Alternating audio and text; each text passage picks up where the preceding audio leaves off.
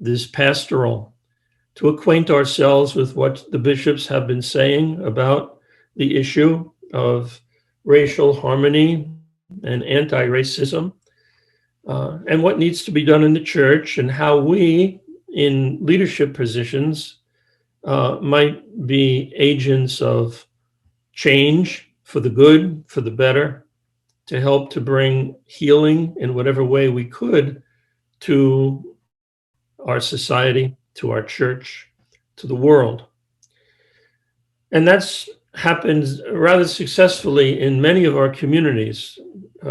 Communities have been rather creative in the way in which they've approached this and have had conversations. And so tonight, several members of the province will be speaking out of their experience of having conversed about this topic and about the pastoral. I want to begin tonight with something that's not directly related to racism as such, but I want to offer some general observations concerning our way of life, and especially Augustine's vision and experience of religious life, which have been preserved especially in his rule, and which, in a good reflective reading, I think we find incorporates many of the tenets that we now call the key principles of Catholic social teaching. We don't hear Augustine speak to the topic of racism in his rule, nor in any of the communities that he personally founded in North Africa. But he does have a great deal to say about fundamental values, which I think are clearly anti-discriminatory. In fact, in Augustine's rule, his attention and emphasis are all given to favor and advance communion and unity, because his rule is not one that's interested, first of all, in the personal advancement of each individual member along a spiritual path, but rather in the healthy formation of relationships, and specifically relationships in friendship. So many of you may know that Augustine had made the decision to live a monastic life before he was even baptized.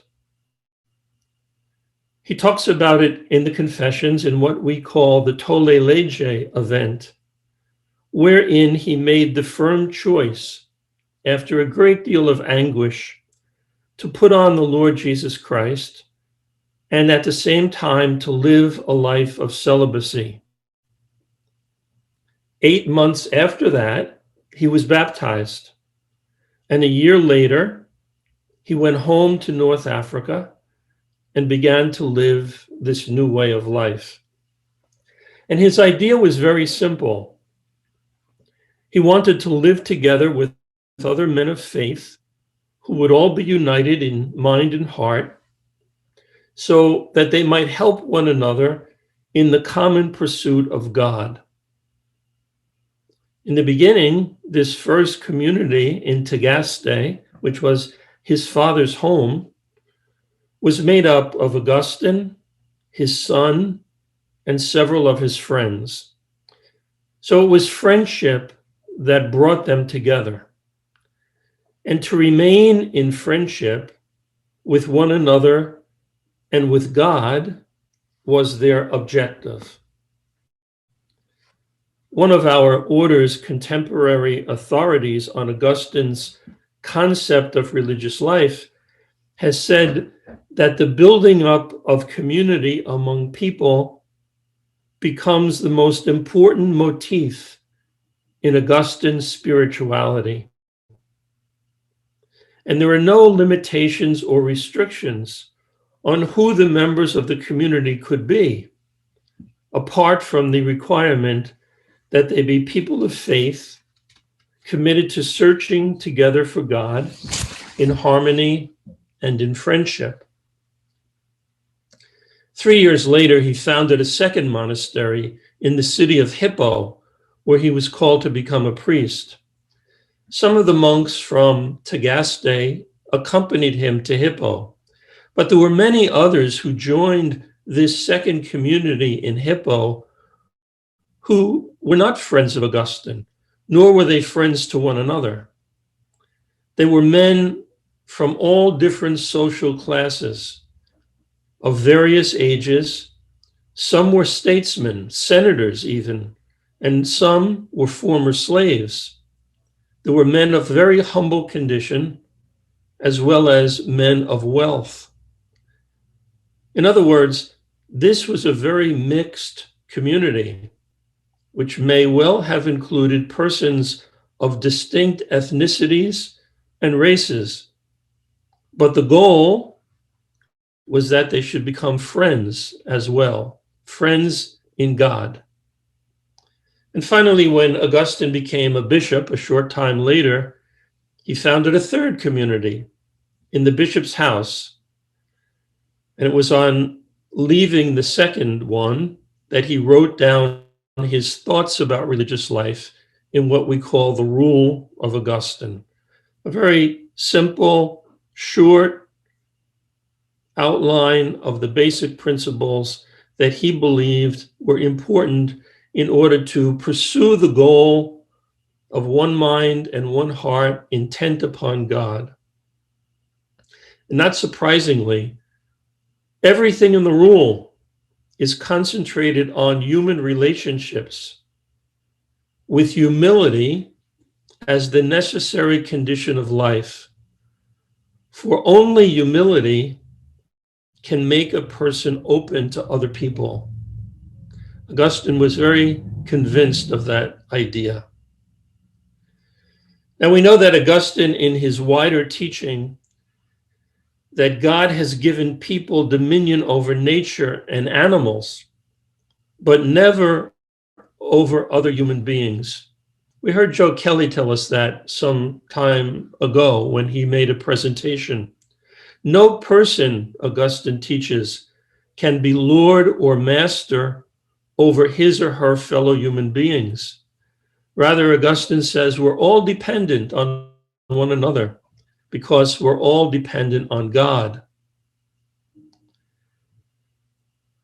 That author I mentioned just a moment ago, Father van Bavel, a Dutch Augustinian, just recently deceased, said in his study of the Rule of Augustine, he sees the rule as a call to evangelical equality among people, as a summons to sisterhood and brotherhood in the full sense of the word.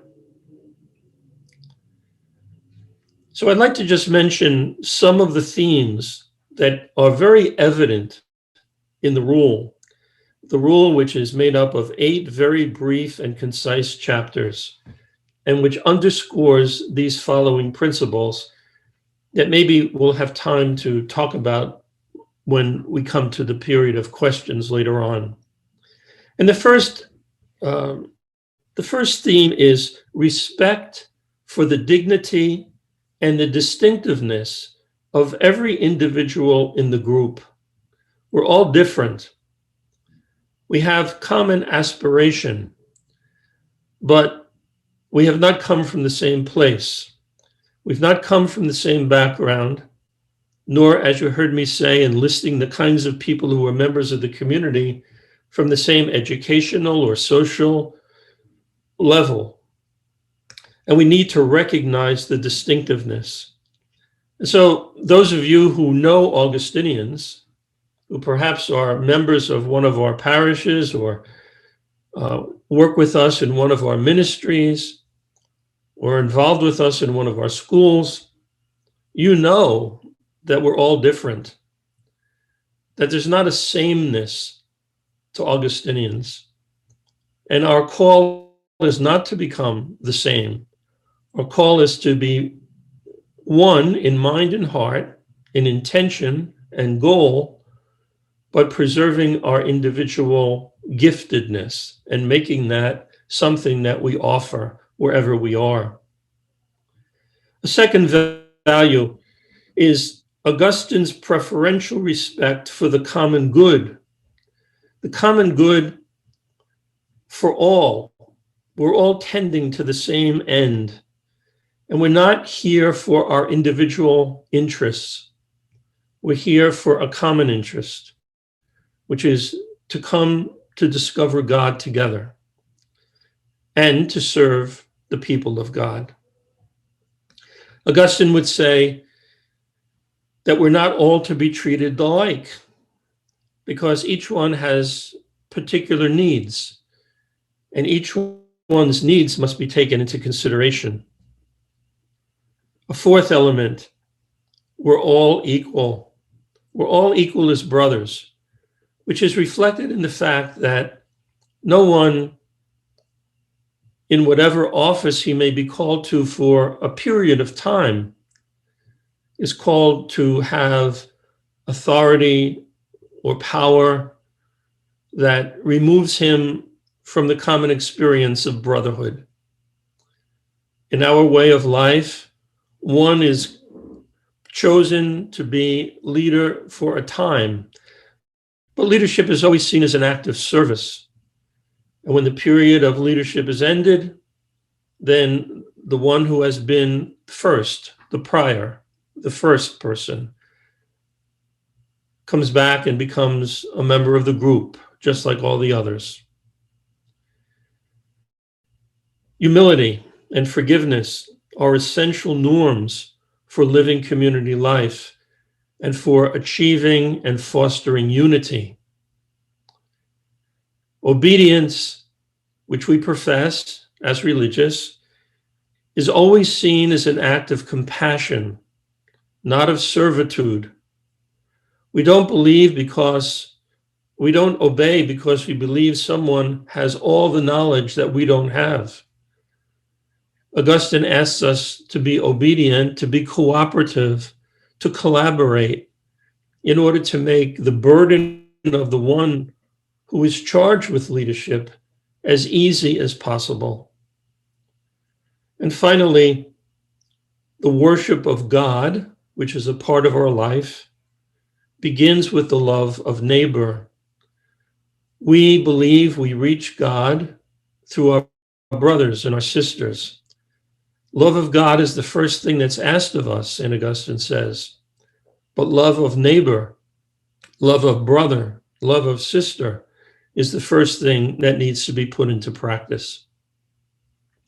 So that very brief sketch, I hope, would give some idea of the principles that guide Augustine in his intuition about religious life and incorporated in his rule, which Augustinians throughout the world live, and many of whom read every single week of our lives. This is the path that we believe will bring us to that communion that Augustine aspired to and that he seeks to make available to all people, not only in religious life, but most especially in the church.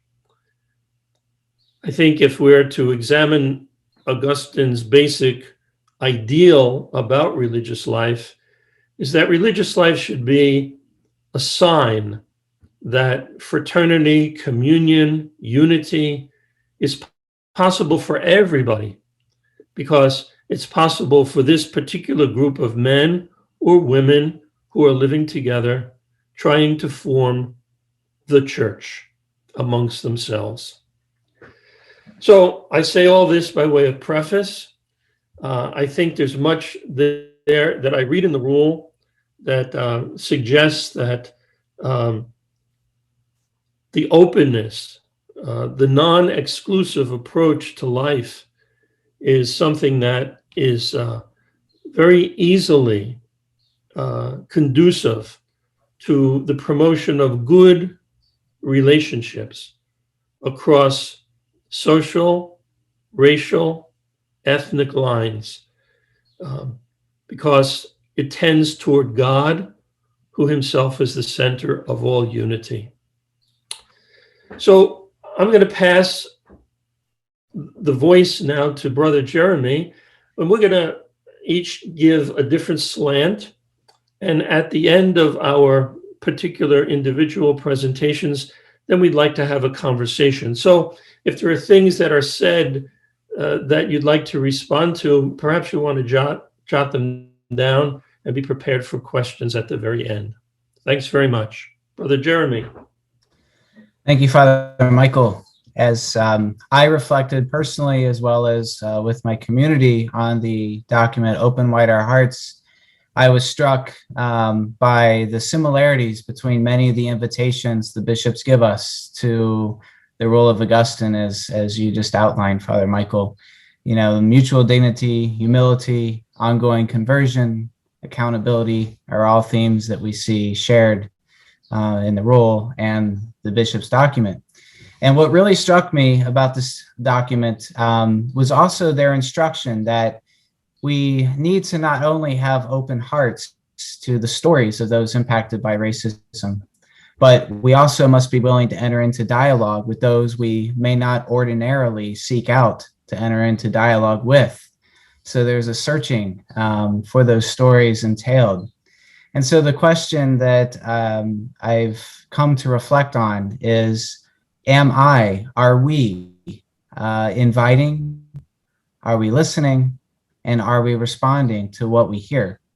That's the central question that I like to think about in this brief reflection.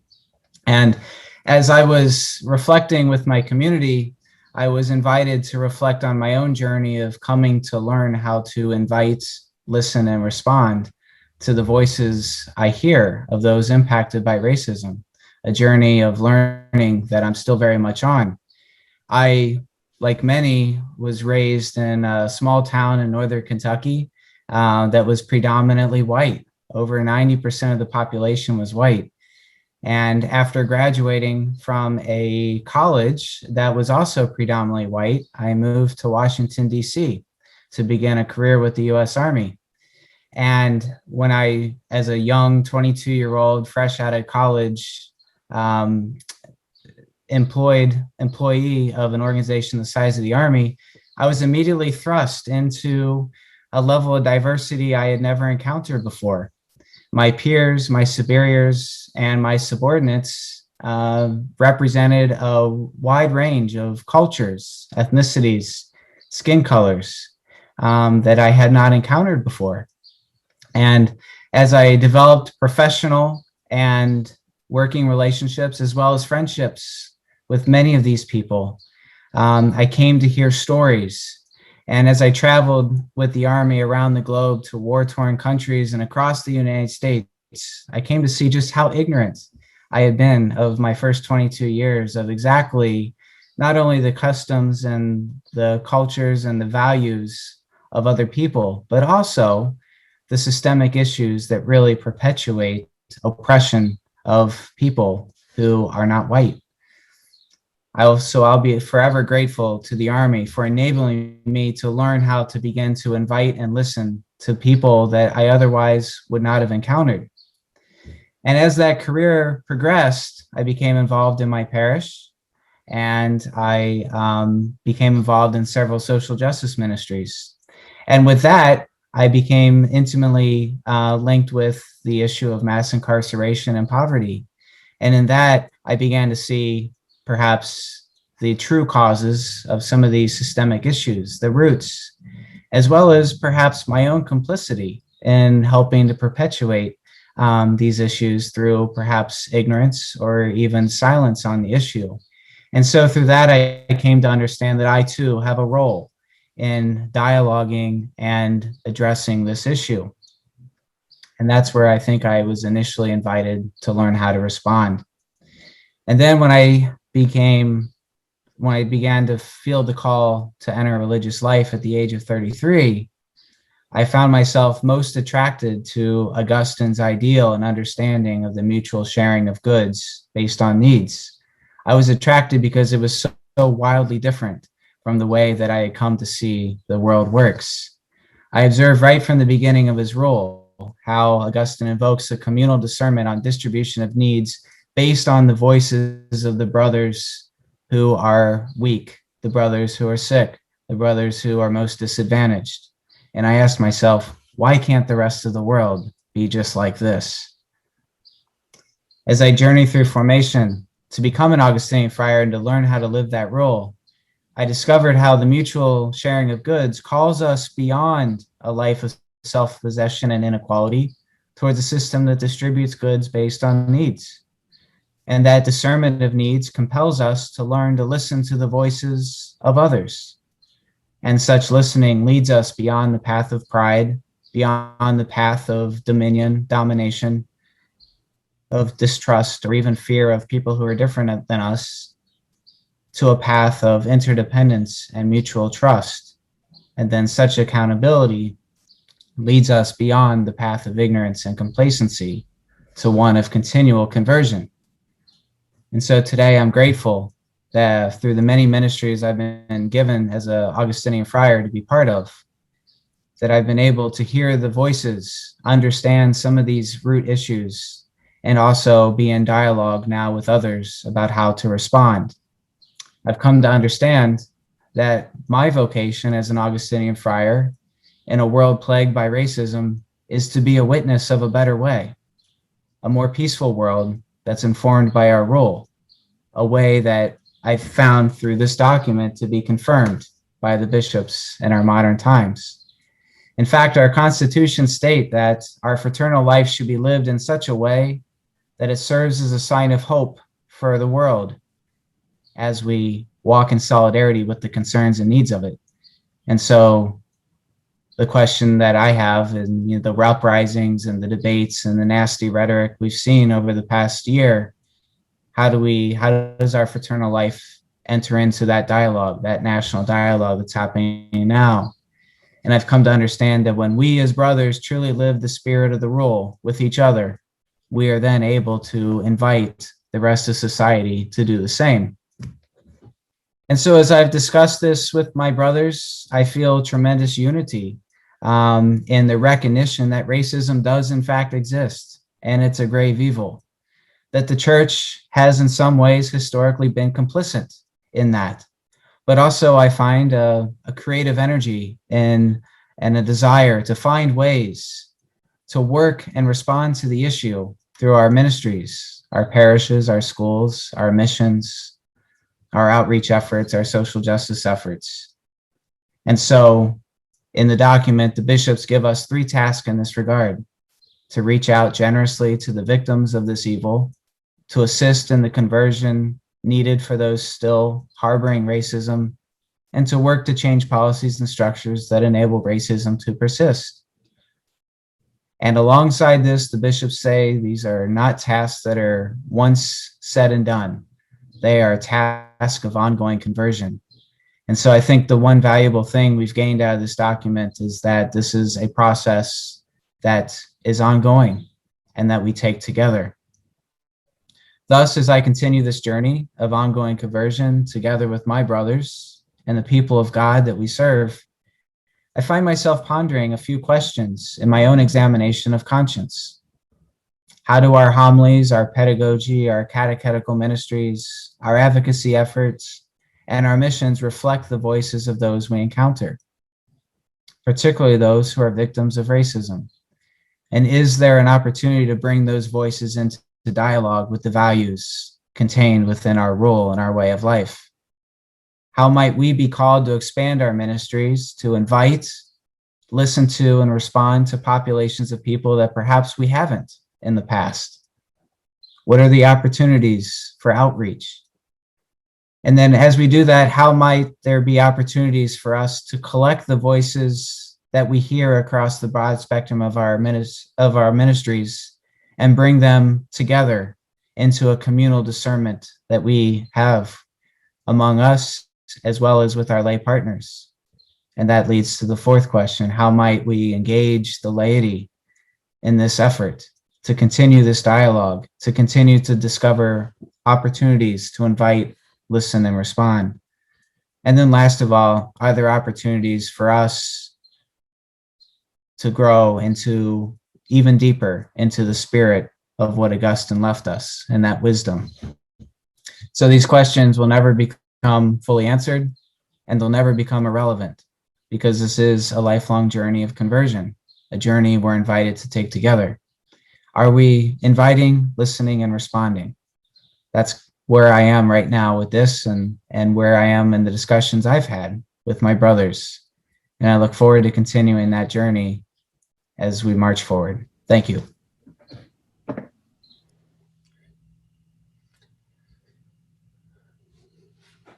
Brother Michael?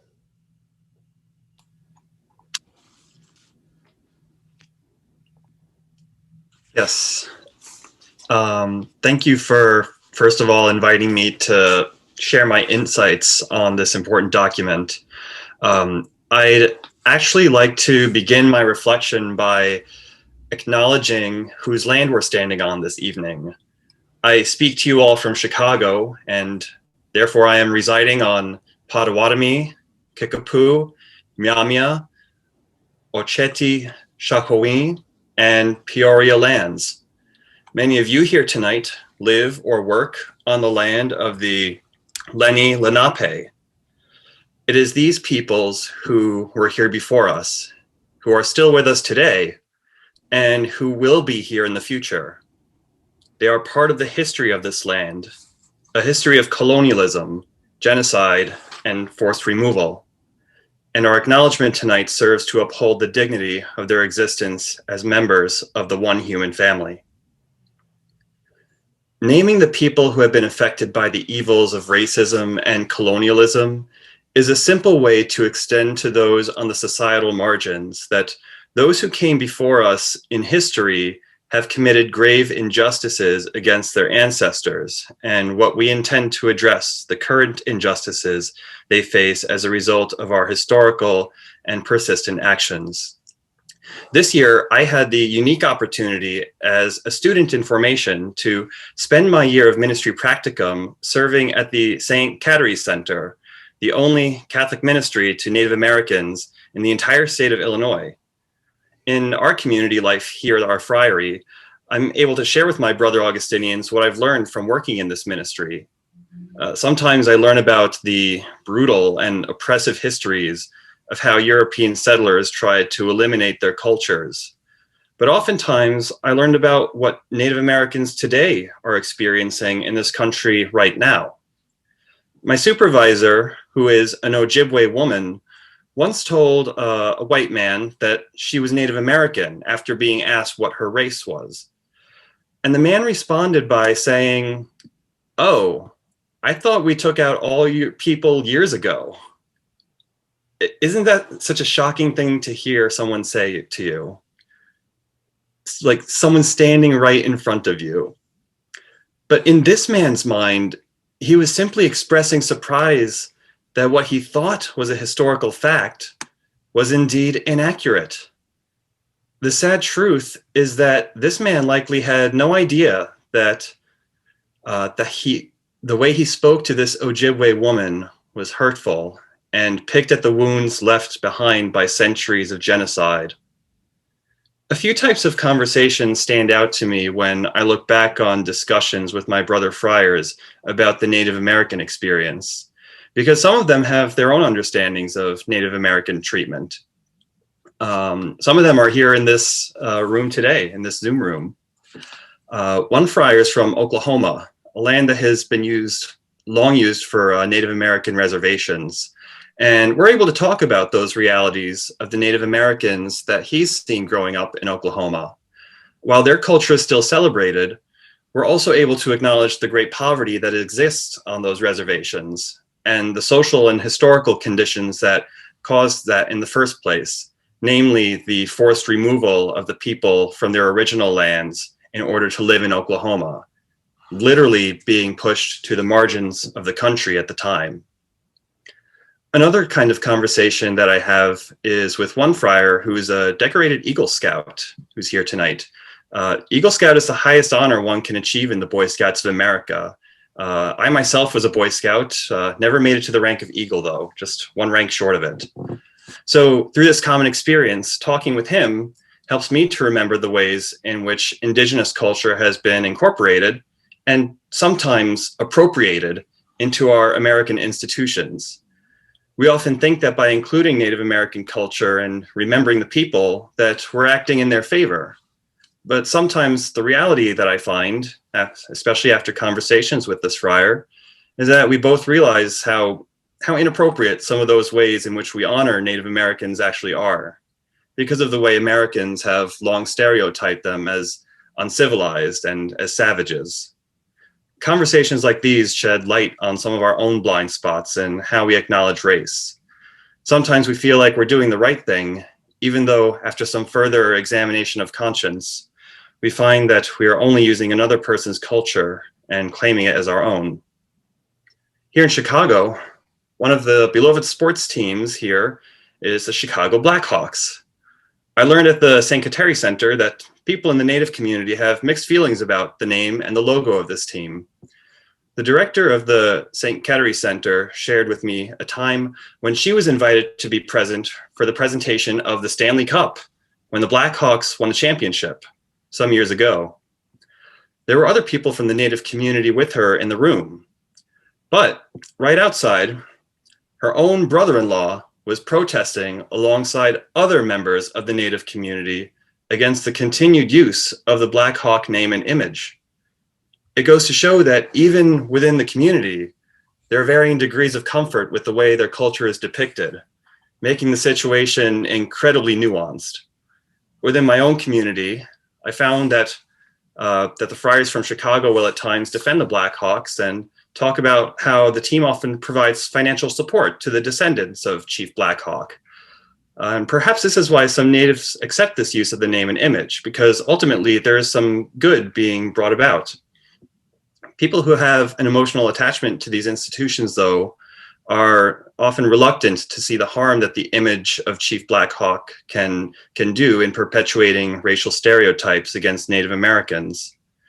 It can be difficult at times to challenge my brothers to see a different perspective.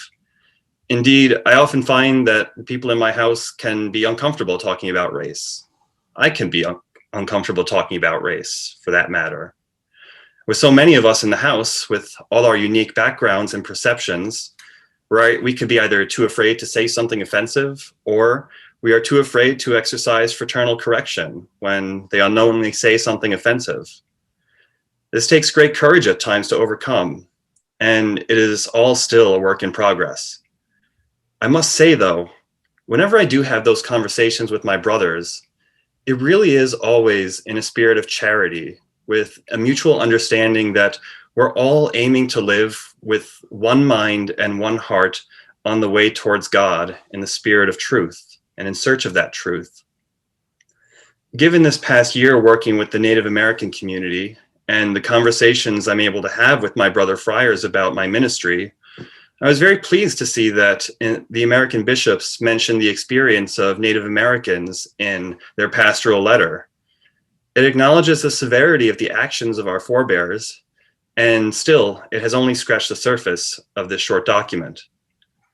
What rings true to me, though, in Open Wide Our Hearts is the theme of experience and sharing one's story.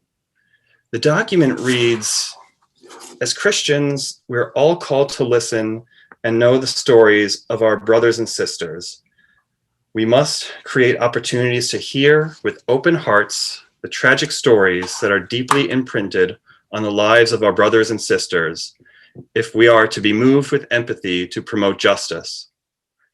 One of the biggest challenges of the Native American community is that they're largely an invisible population to most of us white Americans. When I first told my community about my ministry at the St. Kateri Center, one friar said that he never knew there was a Native American community in Chicago. And to tell you the truth, I didn't either. And I don't think many people do know about this community. So how can we hear people's stories if we don't even know that they're there? That's why I like to do the land acknowledgement, because it reminds us all that this community is not some forgotten relic of the past, but a living, vibrant part of the makeup of America. It's like what this pastoral letter calls us to do, and as Brother Jeremy just mentioned earlier, to boldly go forward, reaching out to others, invite into dialogue those we ordinarily would not seek out, work to form relationships with those we might regularly try to avoid. Going out of our comfort zone is the surest way to live out this Christian call to seek the people who are most at the margins of society. Right now, we are all called to be in situations that may make us feel uncomfortable. We might even get it wrong at times in our attempts to act on behalf of others. But what I found from having these conversations is that in face-to-face interactions, people are generally forgiving when we make an effort to understand their experiences and their perspectives and their stories. And when we talk about what we learn with the people we are closest to, sometimes we may not always be met with charity, assuming that we ourselves are acting charitably and speaking charitably. The important thing, though, is that we continue to talk and to learn and to do what we can to get involved in easing the pain that racism has caused in our country, both in the past and in the present. Thank you all for allowing me to share with you this evening. And if you would like to know which land you are standing on, in case you are not in Chicago or Villanova, I'm going to put in the chat website and number that you can go to in order to find out more. Thank you. Thank you, Michael. Next up is Kevin Goggenbaugh. I want to introduce Kevin. Kevin is a pre-novice of our community. I live with Kevin here at Augustinian Friars in Ardmore. So Kevin is in his first year of living with us, exploring our way of life, and has been part of the conversations that we've had here at Augustinian Friars on this topic of racism and the bishop's pastoral. So Kevin has generously offered to convey some of his own thoughts. Kevin? Well, first, thank you very much for this opportunity. I very greatly appreciate this. In reflecting over this document, once again, in preparation for this talk, as well as in reflection of our community's conversation, there were two sort of themes that sort of jumped out at me pretty strongly. And those themes were readiness and invitation. There were a lot of things that came from the bishops in terms of, sometimes they use the word commands and mandates and things like that. But what I really saw those were invitations. The first one, and one of the quotes that I actually pulled out from the document itself was, "Let no one think that this invitation is not meant for him or her." And I thought that was a very powerful statement because it really connects, or I thought it really connected all of us and really made us one. That this invitation that they're putting out there, that God has put out there for us to be one, that we all have this human dignity and that we're all to treat each other in a way that upholds this dignity, that this invitation is not optional. It is not something that we can choose to ignore like we would any other kind of invitation. It is something that it is expected for us to listen to and to accept. Some of the other invitations that I thought, or that I saw in the document that came out, were an honest acknowledgement of failures and an asking for forgiveness. And I thought those two things together were very, very important. And one of the things that I really liked about this document was that there was an acknowledgement of some failures, not only in the world, not only in history, but also within the church, that the church has not always been perfect in the area of racism and human dignity, that there have been mistakes that have been made, but that there is an acknowledgement of that and then an asking of forgiveness. And I think that asking of forgiveness is so important because it is exactly what it is that God wants us to do in our own individual lives. So why would we not do that in public lives or in institutional lives or in ministry or anything like that? Another invitation that I heard was a real listening to people's stories, and both Brother Jeremy and Brother Michael talked about this as well, but really listening to the stories of others, and not only listening to them, but engaging in those stories and creating opportunities to allow people to tell their stories. There is something very powerful about giving someone the ability to share their story. They are sharing a piece of who they are, and that's something very powerful and creates a vulnerability on the side of the person sharing that story, and gives us a real opportunity to care for that person and to be a part of that person's life. I think these opportunities are really important as well. The opportunities to allow someone to share this story, to share their story, and should happen at every level in the church, in the world, in every role that we participate in. That we should always be creating these opportunities for people to be able to share their stories, and that we need to listen to them. Another quote from the document was that too many Catholics remain unaware of the connection between institutional racism and the continued erosion of the sanctity of life. And for me, that there was a really strong connection to that sharing of stories, because we don't always allow people to do that, which then allows us to not see that there's a problem. We have to be able to hear what other people are going through in order to know that this problem actually exists.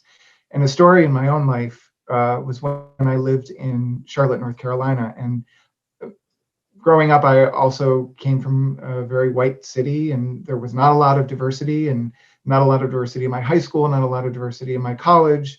And so, I moved to Charlotte, and all of a sudden I was immersed in so much diversity and culture, and so many things that I had not participated in. And a friend of mine, while I was in Charlotte, named Raquel, was an African-American woman. And one of the things that I truly appreciated the most about her was that she was very willing to share her story, and very willing to answer questions. I had questions. I don't know what it's like to be an African-American woman. I don't know what struggles are involved, or what blessings are involved, or anything like that. And she was very open about answering all of those questions. And she and I would spend hours late at night. We were both assigned to the same building to oversee. And we would spend hours talking about issues. She would ask me questions, I would ask her questions. We would just answer and just have these conversations. What that did for me is it gave me the opportunity and gave me practice to be able to do that in other areas of my life, which is something I have always appreciated. There's nothing wrong with questions. And we both need to be willing to ask the questions and have the conversation, but at the same time also be willing to answer those questions, because we all come from some sort of cultural background. Nobody truly understands us as individuals, and we don't truly understand anybody else, and we have to have that conversation to do that. Another invitation that I saw from the document was what they called a command of love, which I really loved that phrase. And as they were talking about this command of love and loving others, that it makes room for others in our hearts, so that if we are truly loving, that love, again, makes room for others to be able to be a part of our hearts as well. And that to me, I saw this as an invitation to become our brother or our sister's keeper. And that was something that was also in the document as they talked about this command of love, that this compels us to be our brother's keeper and to be our sister's keeper, and to care for them, and to want them to be better, and for us to want to uphold them and advocate for them, and hopefully and potentially even ask for them to do the same for us as well. Another invitation that I read was direct and deliberate steps for change. That these insights that the bishops were putting out there are not just insights for us to sort of put in our head and do nothing with, but that there is action that needs to happen, that we need to be advocating for each other, that there are things that we need to do in order to turn these issues into something that can be seen and actually make change. For example, preaching. Homilies are a great opportunity to address some of these things, and they're not easy to talk about, but they're things that need to be talked about. Again, going back to that unawareness that is out there. Part of that is because we're afraid to talk about these kinds of issues, because sometimes they are divisive and sometimes they are not easy to talk about. But again, we need to be able to do that and to put that out there. with this as well, I sort of saw 5 different ways of responding to this invitation that I think the bishops put out there. The first one is to walk humbly with God, and in some ways, I think that sort of speaks for itself. I think we need to be able to kind of put ourselves aside, and our own pride and our own egos and our own fears and our own preconceived notions of who we are. I've worked with a lot of people who just don't think that they're racist and might not even think that they have prejudices. And I just don't know that that's true about any one of us. And so to be able to acknowledge that and acknowledge our failures into that asking of forgiveness, I think is part of that walking humbly with God. A second way to do this that I think of accepting this invitation is, as I talked about before, engaging the world and encountering others to create those opportunities for yourself and for others where stories can be shared and where encounters can be shared. Inviting others to a change of heart, and I think that goes back to the direct and deliberate and direct steps for change. Inviting others to see a different point of view, I think, is really important. And again, not easy, but I think is really important. Fourth one is interiorizing the values that inspire just laws. And those are words that I pulled out of the document as well. But when we interiorize what it is that we're doing, when it becomes a part of who we are, it's going to come out externally, and it's going to come out in better ways than it would if we had not done this. If we believe that human dignity is vital, and that is a belief that we have at the core of who we are, then it's going to come out in other ways, and it's going to come out externally, and it's going to help to lift people up instead of potentially putting people down or not doing anything at all. The fifth one that I saw was prayer. And in some ways, this might be one of the most important, if not the most important, because I think we need to always remember that this dignity is always connected to God. And our prayer is what connects us to God, individually and communally. The prayer, our individual prayer, can help us interiorize these values that create these just laws. And then the communal prayer can be what brings us all together and shows us our commonalities within our differences. All of these in the document, as in reading the document and just in my own thoughts, but all of these require some sort of a conversion, and I think a pretty large conversion. And I think the bishops would absolutely agree with that, both for us as individuals and as institutions and systems and companies and organizations and things like that. In conversations that I've had with folks, there was a question of readiness. There was a concern that, not a concern, but there was an acknowledgement that all of these changes need to happen, but there was a concern that we wanted to make sure that they happened appropriately, that in making these changes, we're not going to create more hurt or anything like that. But then the question comes up, well, what does that readiness look like? What does it mean to be ready to make these changes? And is there a time when we can say, yes, now, this moment, in this moment, we are ready? Personally, I don't know that question can be answered, and I don't know that it necessarily has an answer. I think that readiness needs to happen now. I think we need to be ready now in order to make these changes and be willing to make mistakes and then acknowledge them and ask for forgiveness. And then it can become this sort of cyclical thing that we just get used to and just becomes a thing that happens in order to advocate for other people.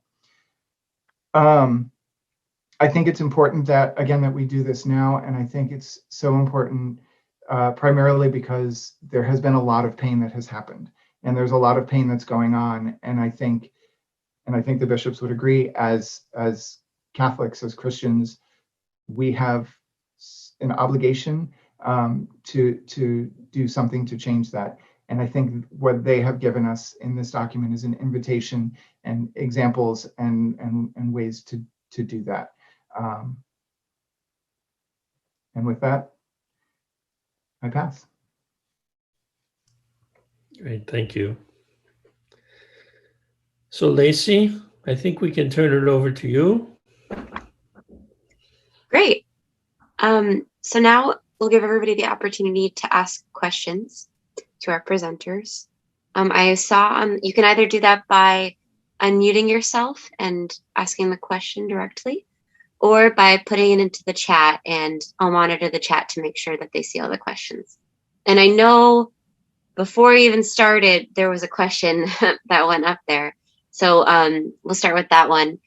A little long. It says, do we all see the fact that beliefs, philosophies, ideologies, and identifications with any race, ethnicity, nation, or religion feed the illusion of division and separation from everyone and everything, which breeds fear, anxiety, suffering, confusion, loneliness, addiction?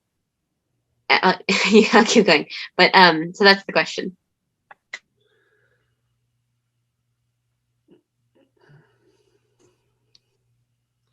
I would, if I could, I'd tweak this a little bit and say, rather than just asking questions, I think it would be good if we could engage in a conversation.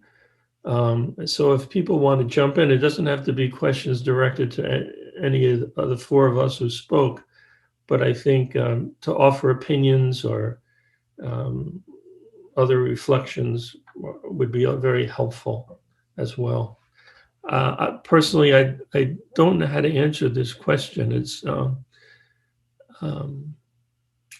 first of all, do we all see? I'm not sure we all see. I think people see things in very different ways. But yes, it can be true to a certain extent, in my opinion. If we grow up with a belief system or adopt a belief system, that there are distinctions that come with that. And we have to be careful that distinctions don't create divisions. I think they're two very different realities. So it's good to see difference, to respect difference, because difference can be a great gift, but it does not have to lead to division or separation.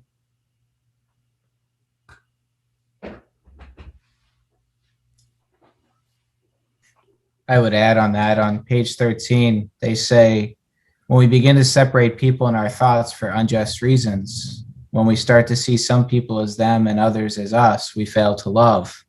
And I think that that's where some of these symptoms that are described in this question come from, and where we're invited rather to listen and engage and then find a source of unity.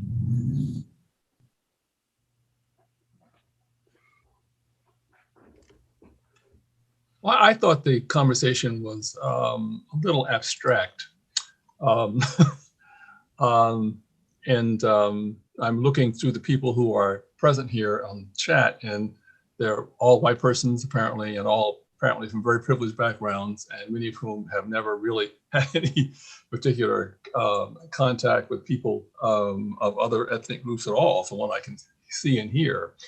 And there's certain things that I find very disturbing, that there are so many people who have been so isolated for so long. I don't know why you have been isolated for as long as you have been, but you should look at that as to why you are feeling isolated or why you have been isolated. But I have a couple of very specific questions that I think the conversation so far has been very abstract.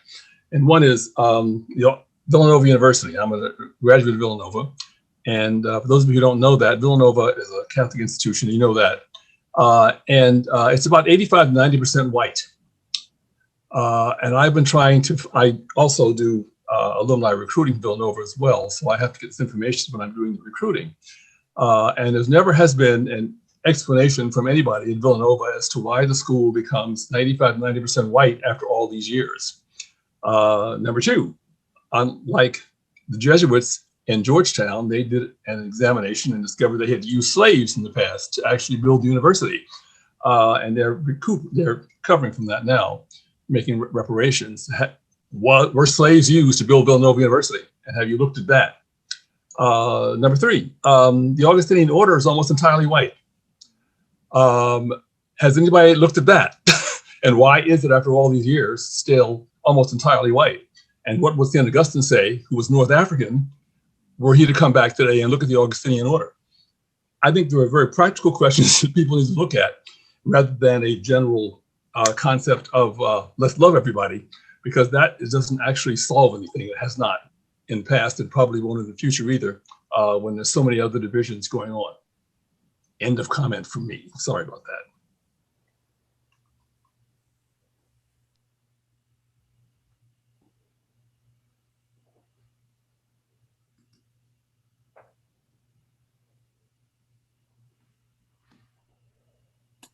I just wanted to thank you for that comment. It's kind of an obvious observation, isn't it, to notice the demographics of Villanova. I remember it was at our last mid-chapter where we actually did have a conversation about that, like the makeup of the Augustinian provinces in America. I may qualify it by saying we do have vocations in Africa in our order. So maybe it's not so much like a worldwide order problem, but certainly a United States problem for sure. And it is something that we got to ask ourselves when we think about our way of life. Like, what kind of way of life are we attracting? Are we attracting people who look differently from us? Is there a certain way that we act that may be, off-putting to people of other races? And is that something that we should be examining?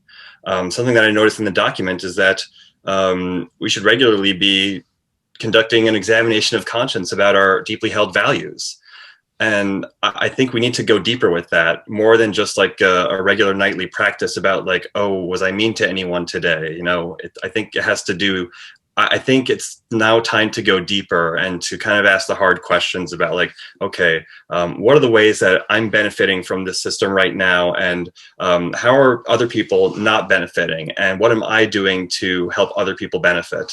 And if I'm doing nothing, then that I would count as a sort of sin, to put it quite frankly. And am I bringing that to confession? Am I bringing that to my brother friars? And if the answer is no, then that's something that we need to change in ourselves. And that does happen at the individual level, but in our Augustinian life, we also do that in community. And we tell one another that this is the stuff that we should be doing. Right now, what we're doing is not enough. I can say that with all certainty. But I think it's important that we continue to try and to do what each of us kind of said here tonight, is to like listen to the experiences of others. It begins tonight too. So in listening to those experiences, we can learn how to be better at our way of life, and by attracting other people to our way of life who are different from ourselves. So I just thank you for that. Okay, I want to just continue just a moment. Sure. That is that I'm an Augustinian alumnus as well. Michael D. Gregorio and I were all in the same class, as a matter of fact, in seminary.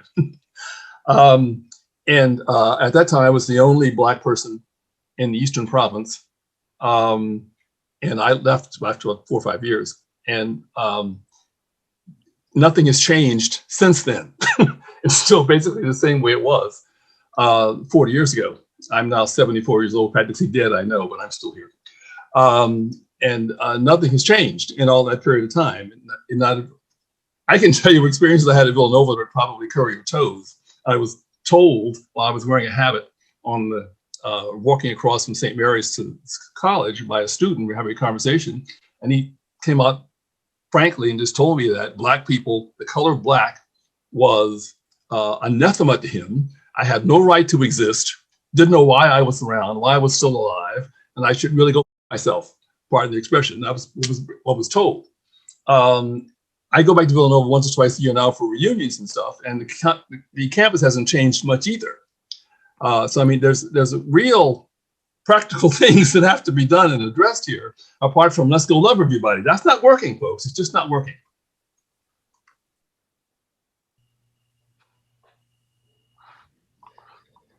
I think some of the things that you're bringing up, Michael, are precisely the things that we are saying to ourselves, which have led us to what we're doing tonight and what we've been doing through this series. And it has to begin with conversation.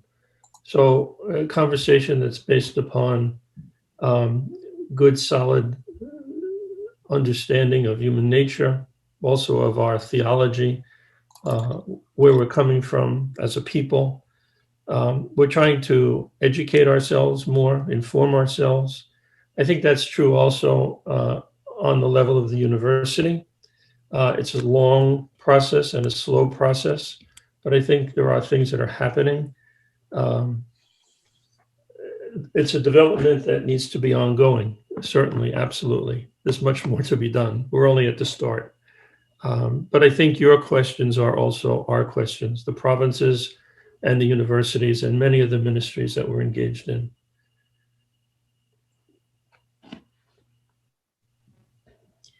If I could say, Ann Minicozy, I know a little bit about some of the history of Villanova, not all of it though.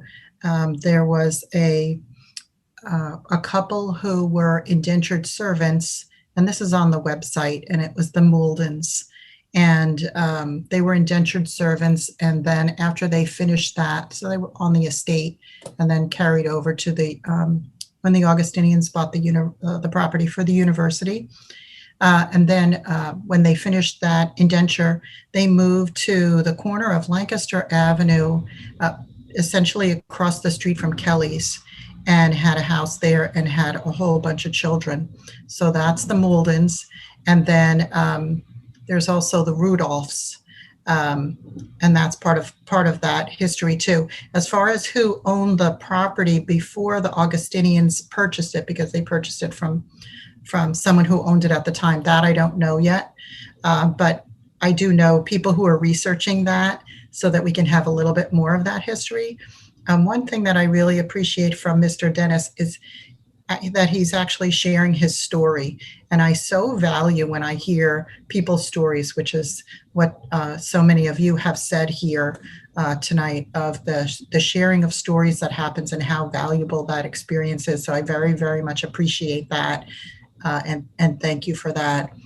One of the things that I wanted to ask when Brother Jeremy was commenting about victims of racism, that I would just comment that we're all victims of racism. If God has created all of us and created us in God's image, and then some of us have the privilege and some of us do not have the privilege, and we're separated by housing, redlining, and all these ways that we're separated based on our human structures, I am at a loss. I am losing something because I cannot connect and be in relationship with my neighbor, with other people who are created by God. And so I'm also losing an experience of God because of racism and redlining and all of these ways that humans, that we separate ourselves from each other. So I would just say, that we are all victims of racism. That's something that I reflect on right now. But thank you. I think that was a long enough comment. And thank you. And thank you for everybody's participation. I really appreciate it.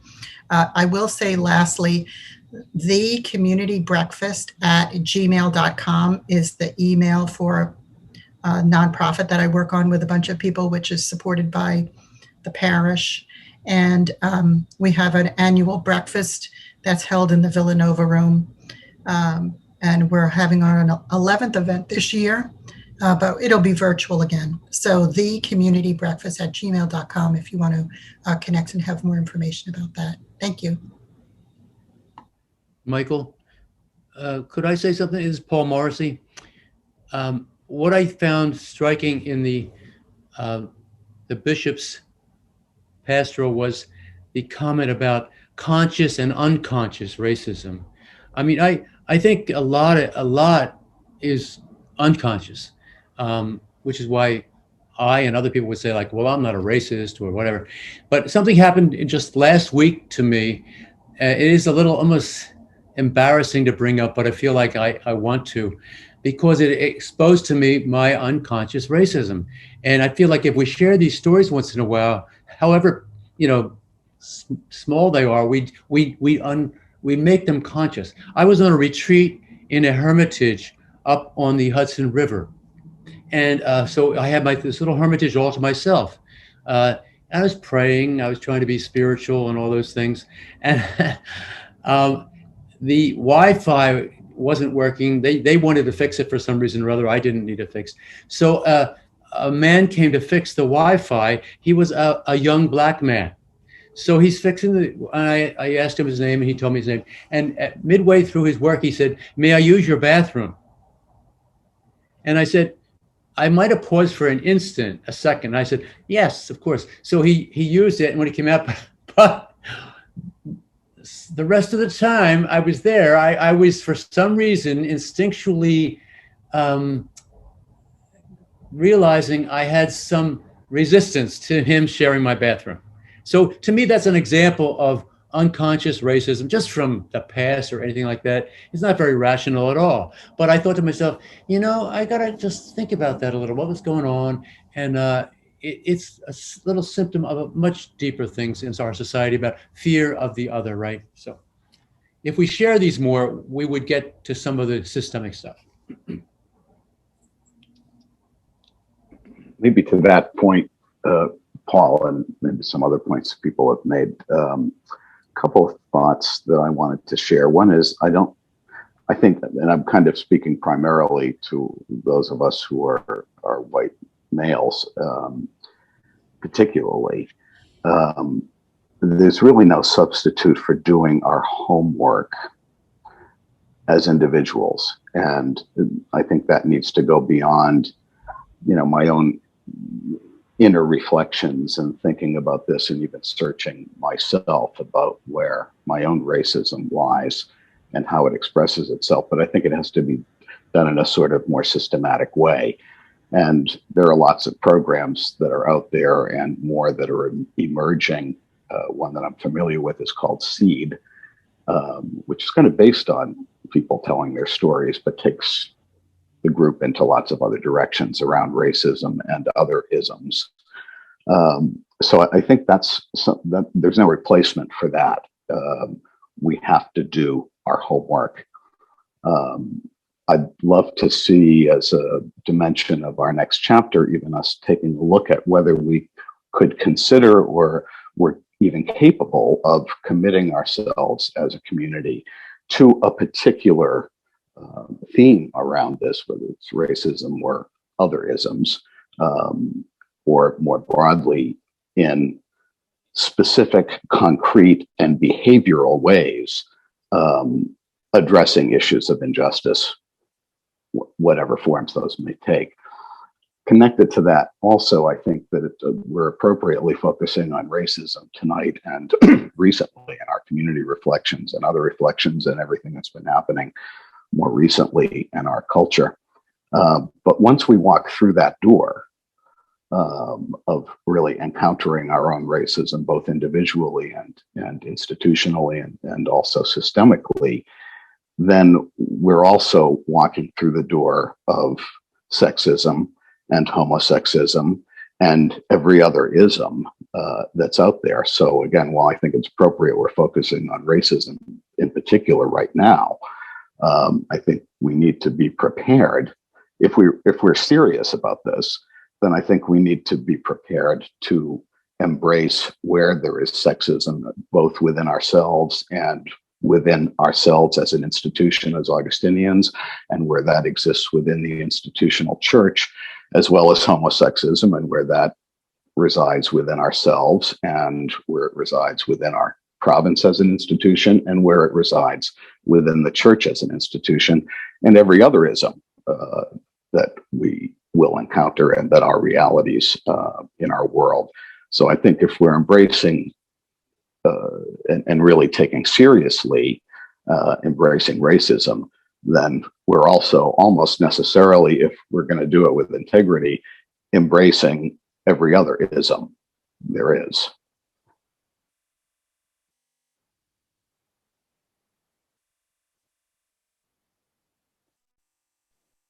This is Liam, and I just want to speak to Michael Dennis. Michael, I don't know if you remember me. I was a year or so behind you. We did. I'm sorry. Can you hear me? Of course I do. Yes. Okay. Oh, okay. Good. But I'm very happy that you told us about your experience there on Villanova campus. I'm very much aware of the fact that the African American members of our our province who have stayed. And I'm thinking of John Payne, who passed away a few years ago, and Cedric ended up spending most of their active ministry living outside of an Augustinian community. And that's one thing that I think that it's important for us to find out why that is. And also yourself, you shared an experience that you had on campus. I would be interested, whether it's now or some other time, to ask you about what your experiences were living as an African American among us during the 4 or 5 years that you were with us. I think it's and even though that happened, that was 50 years ago, I think these are questions we can't ask John now. Of course, we can ask Cedric, but I'm just wondering, what some of those experiences are that perhaps made it difficult for you and some of the other African American members of our community that have spent some years with us.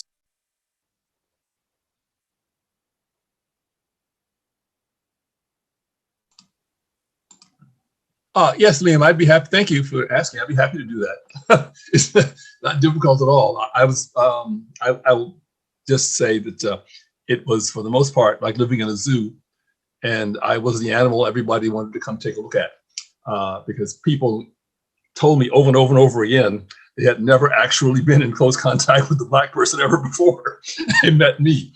And I ran across that same expression many, many times.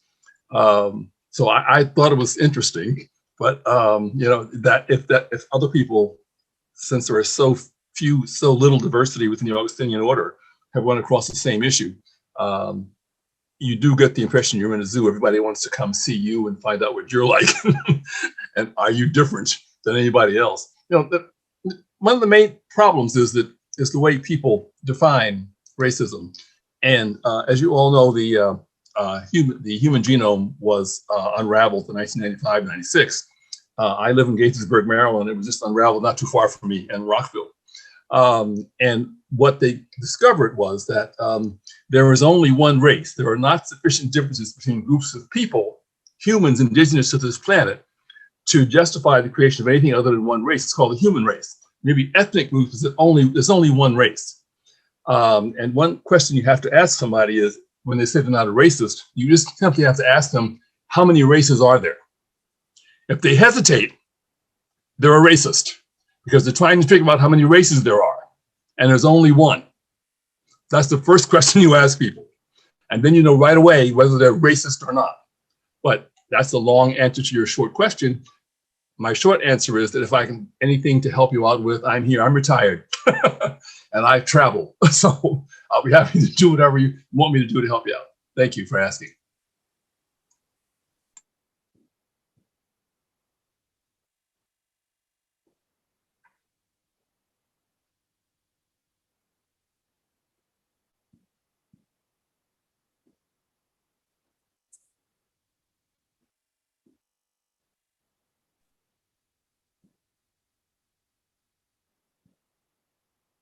Well, does anybody have any burning questions or thoughts they'd like to share?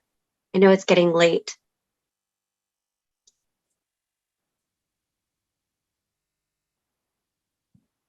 I just wanted to say I really appreciate Brother Bob's comment on intersectionality as being important in these kinds of conversations. It really can't happen without it, because people are more complicated than one thing that we attribute to them. And I also really appreciate too this call. I think it was Brother Jeremy said about acknowledging our failures and really coming to terms with that. I wish that, honestly, when I read Open Wide Our Hearts, I wish the bishops had done that a little bit more. So I would be excited to see sort of like an audit, I guess, of the way that our, not only, Villanova is an easy one, right? Because we see that in a lot of universities, but in our communities, in our parishes, how are we open or not open to people? So sign me up to help out. in whatever way. What do you think, Father Jack? Should we call it now? Yeah, I really appreciate the questions and the discussion. A question to Father Michael: is there anything you'd like to say in closing, or what? Well, just simply, I'd like to say I think that the effort to engage us in these questions that touch upon justice and peace and have been very helpful. I'm happy for the participation of the lay people that have been on, and so many friars tonight. I think it's good. I think it's something that we need to continue to do. And as someone has already said, we make some mistakes along the way, but I think we need to admit them and move on and try to correct them where we can. But if we do nothing, we're just going to stay as we are. I think we always have to be on that road to make progress, and progress is going to cost something. So I say, for us as a province, I think we don't have a choice. This is what we have to do in order to really to be true to who we are. So I thank you and Lacey for the initiative to bring us together for these conversations. Well, thank you very much, Michael. And we, as I said in the beginning, we're going to be planning for fall and the spring next year. And we want to have the input of all the people that have been part of our discussions this past spring. So we ask you to be in touch with us, to give us some ideas, and we promise to come back to you with a program that perhaps you can support. Again, thanks for everybody, and we ask God to bless you and bring peace to our world. Amen. And thank you. Thanks, everybody. Good night, everyone. Thank you. Good night. Good night, Ellen. Bob. Good night, Bob. Paul. Thank you. Laura. Lacey, Jack. Bye-bye. Bye-bye. Laura. Bye, everybody. Thank you. Oh, Paul. Okay, I'm gonna. Oh, Ellen, good night, Ellen. Sister Mary Cronin. hello, Ellen. Hey, Hi, how Laura. you doing? Laura. I'm gonna email you. Thomas Thank you. Murray, how are you? I guess we got to leave. Okay. You're always talking, Paul. Mhm. What? You always have to get the last word in. Huh? Is that Joe? It is. It is, Joe. Do you remember starting CCD with us in 19?